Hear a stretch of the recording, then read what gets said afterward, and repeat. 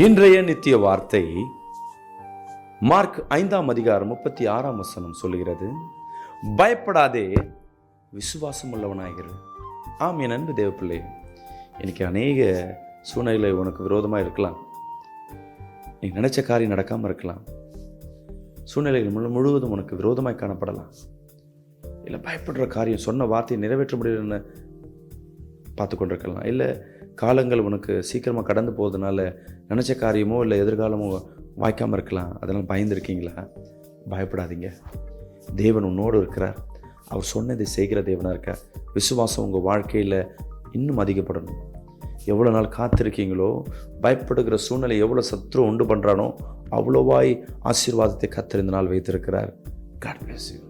ஆமென். அன்பு தேவ பிள்ளையா, பயப்படுகிற காரியம் நம்ம வாழ்க்கையில் வந்தால் விசுவாசம் உங்களை விட்டு போயிடும். இந்த விசுவாசம் ஒரு மனிதனுக்கு குறைவதே பயம். நம்ம ஜெபிப்போம், விசுவாசத்தில் காத்திருப்போம், அந்த காரியம் வராது நடக்காதுன்னு போனால ஒரு பயம் வந்ததுனால டக்கு என்ன பண்ணும், விசுவாசத்தை விட்டுடுவோம். ரெண்டுமே ஒரு கனெக்ட், விசுவாசமும் பயமும். இன்னைக்கு உங்கள் வாழ்க்கையில் ஒரு காரியம் கற்றுக்கொள்ள வேண்டும். நான் ஒரு சாட்சியை சொல்ல விரும்புகிறேன். ஒரு சகோதரி, எனக்கு தெரிந்த ஒரு சகோதரி கேஷியராக ஒர்க் பண்ணுறாங்க. அவங்க டெய்லியும் அந்த அன்றைக்கி உண்டான கணக்கை அவங்க முதலாளிகிட்ட கொடுத்துட்டே போகணும். இதுதான் அவங்க என்ன பண்ண, இரவு மாலை ஒரு 7 மணிக்கு என்ன பண்ணுறாங்க, அக்கௌண்ட்ஸ்லாம் பார்த்துட்டு இவ்வளோ தான் அக்கௌண்ட்ஸ் இருக்குதுன்னு பணம்லாம் எண்ணிட்டு முதலாளிக்கு என்ன பண்ணுறாங்க, மெயில் அனுப்பிச்சிட்டு போயிட்டாங்க. அடுத்த நாள் இவங்க தான் ஆஃபீஸ் திறக்கிறாங்க. திறக்கும் பொழுது ஒரு 10,000 ரூபாய் ஷார்ட்டேஜ். பைத்தியம் முடிச்ச மாதிரி இருக்காங்க. அவங்க உடனே கால் பண்ணுறாங்க, ஃபஸ்ட்டாக இந்த மாதிரி சூழ்நிலை ஆயிடுச்சுன்னு, நான் என்ன பண்ணுறதுல பயமாக இருக்குன்னு.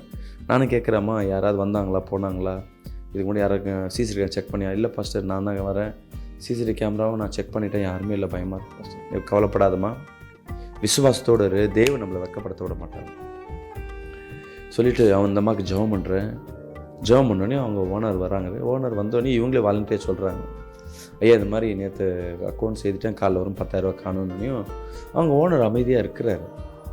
இவங்க என்ன பண்ணுறாங்க, சார் நீங்கள் கொஞ்சம் செக் பண்ணுங்கள், கண்டிப்பாக அந்த பணம் இங்கே தான் இருக்கும், எங்கேயும் போயிருக்காதுன்னு இவங்க தைரியம் கொடுக்குறாங்க. அந்த வேலையில் அவங்க ஓனர் என்ன பண்ணுற, அக்கௌண்ட்ஸ் கொஞ்சம் செக் பண்ணி பார்க்குறாரு. செக் பண்ணும்போது இவங்க நேற்று கணக்கில் 10,000 ரூபா எக்ஸஸாக தப்பாக கணக்கு கொடுத்துட்டாங்க. அதை பார்த்தோன்னே உங்களுக்கு ஒரு சந்தோஷம். ஸோ நம்ம பயந்து கொண்டிருந்தோன்னா சில நேரங்களில் நம்ம எதை பயப்படுறோமோ அதை அப்படியே வாய்க்கும். சூழ்நிலை முழுவதும் நம்மளுக்கு விரோதமாக தான் இருக்கும். ஆனால் அந்த மத்தியில் தேவன் நம்மோடு இருக்கிறார் என்ற விசுவாசத்தில் இந்த சூழ்நிலையை தேவனால் மாற்ற முடியும் என்று நீங்கள் விசுவாசிங்கன்னா போதும், அந்த விசுவாசம் இந்த பயத்தை மாற்றிப்படும். இன்றைக்கும் நீங்கள் தேவ சமூகத்தில் எந்த பிரச்சனை இருந்தாலும் ஒரு நிமிஷம் கண்களை மூடி ஜெபம் பண்ணுங்கள். கர்த்தர் உங்கள் பயங்களை மாற்றிப்படும்.